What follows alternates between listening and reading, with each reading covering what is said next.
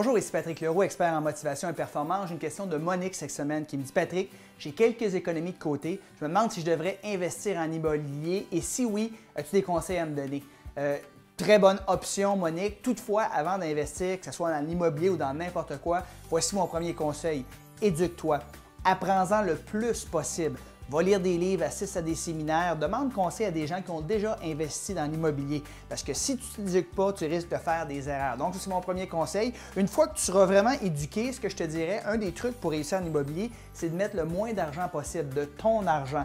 Parce que tu dois utiliser l'effet levier. Plus que tu vas emprunter de l'argent de d'autres personnes, la banque va généralement te passer entre 75 et 80 %, mais tu peux négocier une balance de vente, tu peux emprunter de l'argent de d'autres personnes, d'autres investisseurs. Donc, le moins d'argent que tu vas mettre du tien, bien, meilleur sera ton retour sur l'investissement. Tu pourras même avoir un retour infini sur ton investissement si tu as mis zéro cash de ta part. Donc, toujours mettre l'argent des autres lorsque tu investis en immobilier. Essaye le moins possible de mettre de ton argent parce que si tu mets toujours le 25 % requis, mais après l'achat de 2, 3, 4 propriétés maximum, bien, tu ne pourras plus emprunter.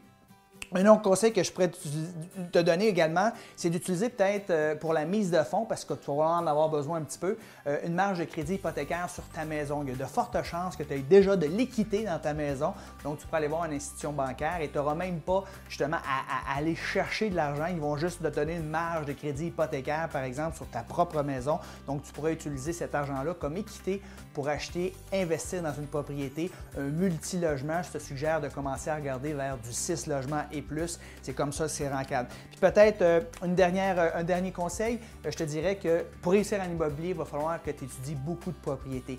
Il n'est pas rare de devoir à étudier 30, 50, 60 propriétés, analyser justement le marché, vérifier les comparables et sur les 60 propriétés, par exemple, que tu auras analysées au cours d'une période de 3 mois, bien, peut-être que tu vas faire 10 offres d'achat et sur les 10 offres d'achat, bien, il y en aura une qui va fonctionner. On dit qu'en immobilier, on fait souvent notre argent à l'achat, c'est d'acheter des propriétés en dessous du prix du marché et avec une seule transaction, bien, tu peux faire 30, 40, 50, 100 000 $ de profit à l'achat. Enfin, on dit le profit à l'achat, mais le profit, tu vas le faire quand tu vas revendre la propriété. Donc, voici quelques conseils qui, j'espère, t'ont été utiles et qui pourront t'aider justement à investir tes économies dans l'immobilier. Sur ce, je vous souhaite à tous bon succès